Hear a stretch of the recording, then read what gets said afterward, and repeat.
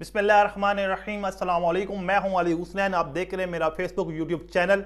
नवाज शरीफ आज वतन वापस आ गए हैं। लाहौर जलसा गाह में एक बहुत बड़ा एक अवामी क्राउड आया हुआ है उनके वेलकम करने के लिए। नवाज शरीफ ने जो बातें की जलसे में, जो अपनी स्पीच में हिस्सा बनाया, पेट्रोल डीजल, मैं उस पर अपना सिनेरियो रखूंगा। बड़ा ज़बरदस्त वीलॉग होगा आज का। कौन कौन सी चीज़ें नवाज शरीफ ने गिनवाई और कौन कौन सी चीज़ों पे मैं इमरान खान के ऊपर उन्होंने कहते हैं ना कंपटीशन किया। शहबाज शरीफ साथ खड़े थे, उन्हें भूल के पूछ लेते भाई आपकी भी 16 महीने गवर्नमेंट थी। फिर देखें नवाज शरीफ जब एयरपोर्ट पे आए, वहाँ कुछ अफसरान मौजूद थे बावर्दी। उन लोगों ने सल्यूट मारे नवाज शरीफ को। क्या मैसेज देना चाहते थे कौम को, जो बाशऊर लोग हैं उनको, कि क्या होने वाला मुल्क को। आज मेरे बहुत से सियासी लोगों से बातचीत हो रही थी कि पीटीआई की पार्टी को काटा लगा दिया गया है, क्योंकि ताकतवर हल्के चाहते थे कि इमरान खान अपोजिशन लीडर भी ना बने। नून लीग वजारत इज़्मा में आए, पावर में आए, और अपोजिशन लीडर बिलावल भुट्टो हो, और ये दोनों पार्टियां आपको पता है इनकी मनु में मिन्नत है। बहरहाल ये एक अलग सिनेरियो, अलग स्टोरी है। लेकिन आज अब ये आए, बड़ा कहते हैं ना एक फिल्मी सीन क्रिएट किया गया। मरियम रोती रही। क्यों रोती रही? तेरा बाप आ रहा है तो अभी 2 दिन पहले उसको मिलके आई है।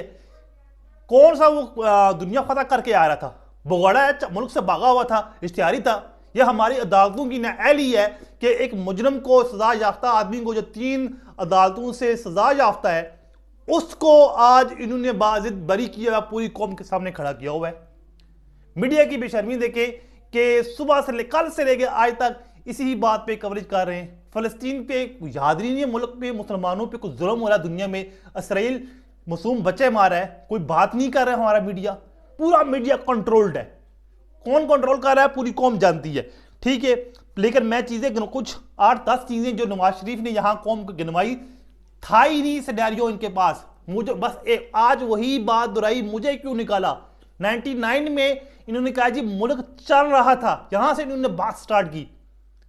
मुल्क तरक्की कर रहा था, लोड शेडिंग खत्म हो चुकी थी। मुल्क 99 में कहा, 2016 तक लोड शेडिंग थी। 2018 में जब आपका भाई गवर्नमेंट खत्म कर रहा था तो वहां कह रहा था अभी लोड शेडिंग की हमारी कोई जिम्मेदारी नहीं, बिजली जाती है, हमें कोई हमसे सवाल ना करे, ये तुम्हारे भाई के सवाल थे, साथ खड़ा था, पूछ लेते। फिर इसने कहा जी 99 में मुल्क ठीक ठाक चल रहा था, मुल्क दौड़ रहा था, तरक्की कर रहे थे हम, और हमारी चलती गवर्नमेंट को खत्म कर दिया गया।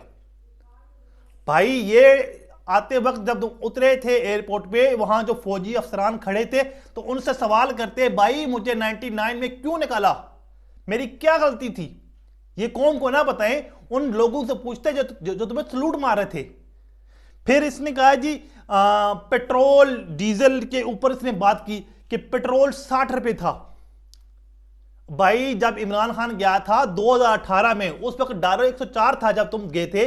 अब जब तुम गए हो 17 में, 1 साल के अंदर इमरान खान ने 150 के ऊपर पेट्रोल छोड़ा था, और तेरे इसी भाई के साथ खड़ा था लेफ्ट साइड पे। पूछते रहे शहबाज शरीफ से, 16 महीने की गवर्नमेंट थी, क्यों तुमने पेट्रोल इतना महंगा किया?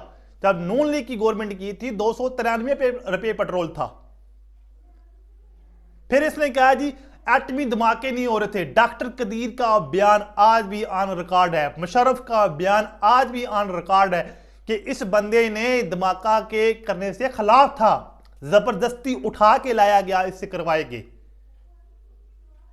ये आज भी क्रेडिट लेते हैं कि हमने करवाए ना। इस चीज को डिनाई कर रहा मुशर्रफ। कहा था इस बंदा ये इनकारी था, अमेरिका की बातों में आ गया था। डॉक्टर कदीर ने कहा इस बंदे का कोई एक पैसे का भी रोल नहीं है एटमी प्लांट्स में। उसका क्रेडिट ले रहे हैं कि हमने कराए धमाके। फिर ये डॉलर का कह रहे हैं कि डॉलर की वजह से मुल्क की मैशत तबाह होगी, बर्बादी होगी। जब मैं गया था 2016 में डॉलर 104 रुपये था।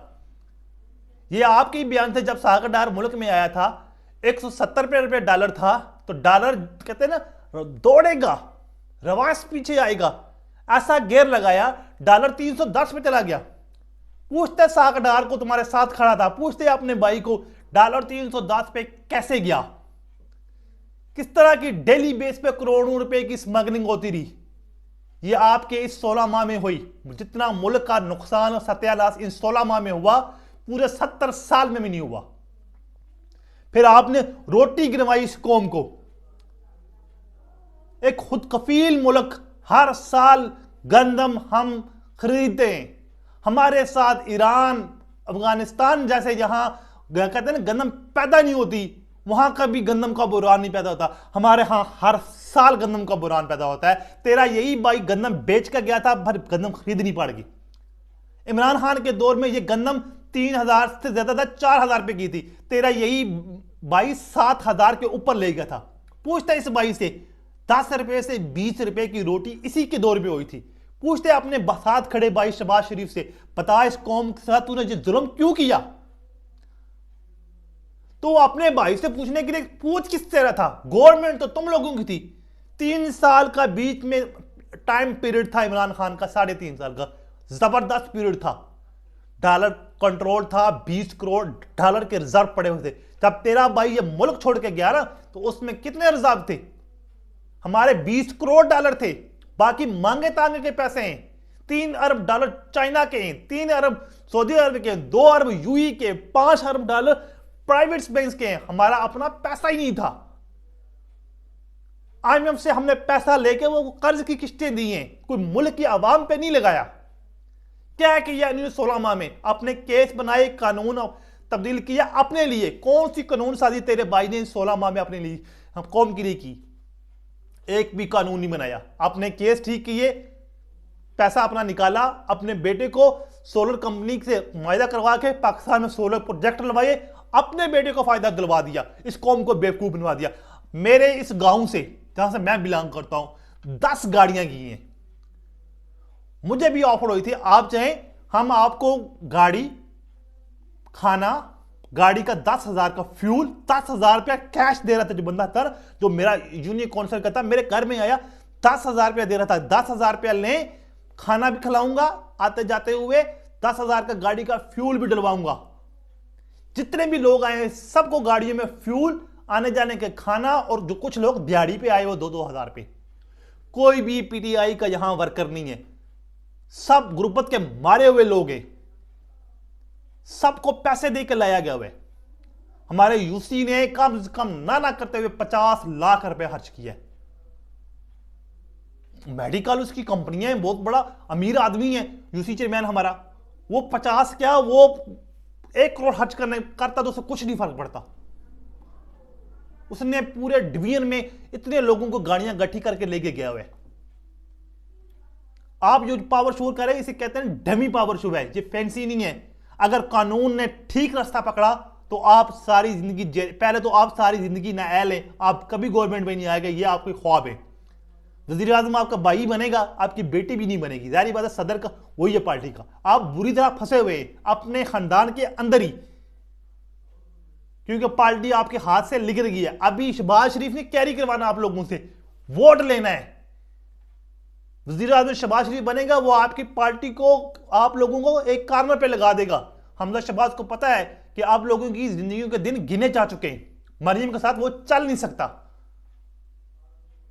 आप लोगों की पार्टी अंदर से फट चुकी है। शाहिद खान बासी आपके साथ नहीं खड़ा हुआ। मुफ्ता ने आज भी कह रहा है कि मुल्क का सत्यानाश साकडार ने किया। पूछते एक दफा साकडार से, जो बातें की खोखनियां की, एक भी कोई बात इन्होंने मुल्क के कोई पॉलिसी बताते, कोई बयानियां बताते, हम क्या करेंगे आके कोई कौम को बताते।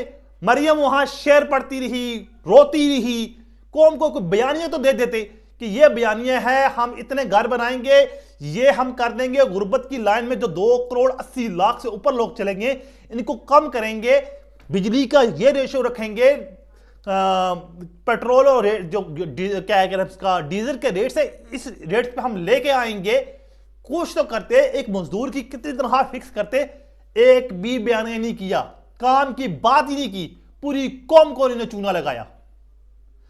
अल्लाह इन जैसे शर से बचाए और इनकी अमायत करने वाले कोई शर से इस कौम को बचाए।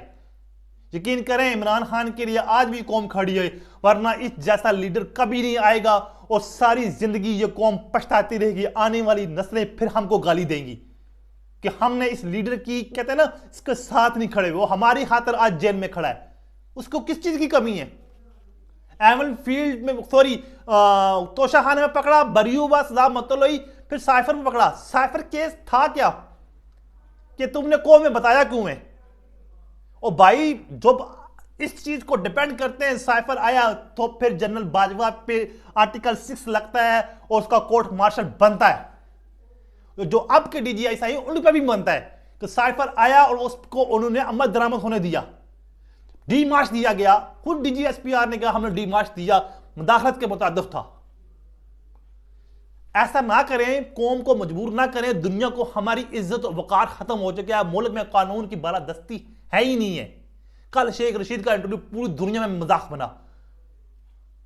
अल्लाह करे पाकिस्तान के हालात ठीक हों। हमेशा मैं आखिर में यही कहता हूं, अल्लाह करे पाकिस्तान के हालात ठीक हों। मुझे दीजिए इजाजत, नेक्स्ट वीडियो में दोबारा मिलते हैं। अल्लाह हाफिज।